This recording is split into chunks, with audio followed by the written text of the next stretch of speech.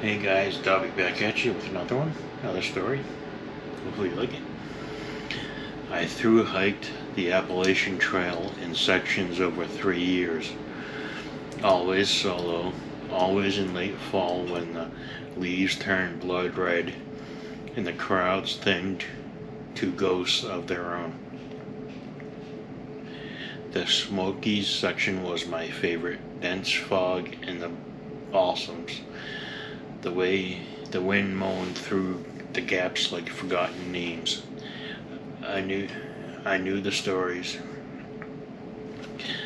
Brown mountain lights dancing like lost searchers, haints whispering from the underbrush, old Cherokee warnings about not staying off trail after dark. I left them off. I'd seen black bears lightning storms that split trees, nothing supernatural until Klingman's Dome. I summited late one October afternoon, clouds boiling up from the valleys like slow smoke. The observation tower was empty. No tourists, no day hikers, just me. The cold metal railing and 360 degrees of endless gray ridges fading into nothing. Sunset came fast, too fast. I started down the spur trail back to the AT as the light bled out. Half a mile in, the fog thickened until I could barely see my boots. No headlamp yet. I figured I'd make the shelter before full dark. That's when I heard the footsteps. Not ahead, not behind, beside me. Parallel to the trail just off in the rhododendron thicket. Steady crunch of leaves matching my pace exactly. I stopped, they stopped. I took 3 quick steps. They matched, not faster, not slower, just there.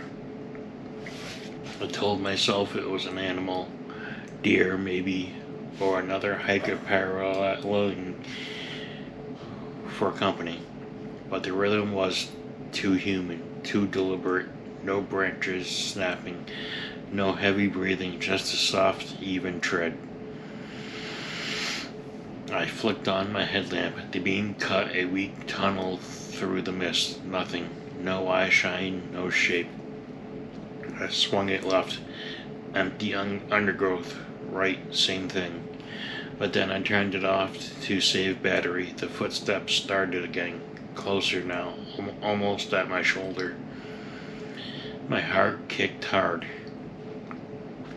I picked up speed, half jogging the descent. The steps kept perfect time, never tripping over roots like I did. I started talking out loud, stupid stuff.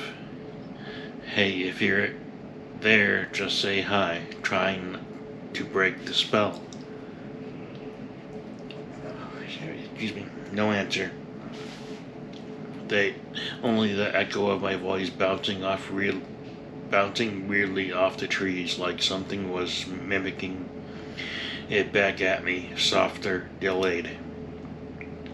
The trail switched back sharply.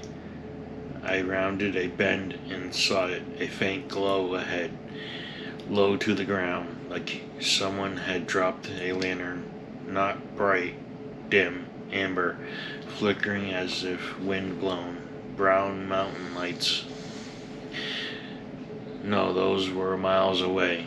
This was right on the path. I slowed. The footsteps slowed too. The glow moved, drifted sideways into the woods, then back, like it was beckoning. My skin went cold. Even Appalachian story I dismissed rushed in. Lights that led you off trail. Will the wisps, spirits searching for lost kin after old battles. I whispered, I'm not following. The light paused, then it split. 2 orbs now, hovering at eye level, 20 feet off the trail. They pulsed. Once, twice, like breathing. Then a third appeared behind them. Then a fourth, 5. They formed a loose line, drifting parallel again, just beyond the rhododendrons. The footsteps multiplied, not one set anymore, several, all matching mine, all just staying out of sight. I ran. Not smart. I ran. Not smart. Twisted ankle on a root. Slammed into a tree, kept going. The lights kept pace, silent, patient. The footsteps never faltered. I could feel them closing the gap. Excuse me. Not rushing, just inevitable, like they'd been waiting centuries for someone to walk this exact stretch alone. I burst into the shelter clearing at full dark. 3-section hikers around a small fire looked up, startled. I collapsed on the platform, gasping. Did you see the lights? Hear anything? They shook their heads. One offered water. You okay, man? You look like you saw a ghost. I laughed, shaky, too loud. Told them about the footsteps, the lights. They listened politely, then one said quietly, yeah, people talk about that up here. Old Cherokee women still looking for their dad after some long ago fight. They follow a hiker sometimes. If you stop, they stop too. But if you follow, he didn't finish, didn't need to.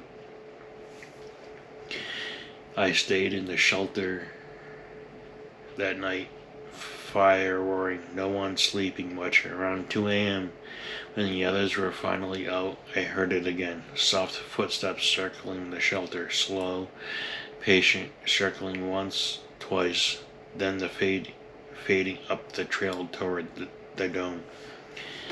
I didn't look out. I just lay there, staring at the ceiling slats, waiting for dawn. Next morning, clear skies, no lights, no prints in the mud. Mine were there, but nothing else. I hiked out fast. Didn't stop until Gatlinburg. Years later, I still hike the AT in pieces, but I never go back into Klingman's Dome afternoon. And when the fog rolls in thick, I talk to the empty air sometimes, just in case.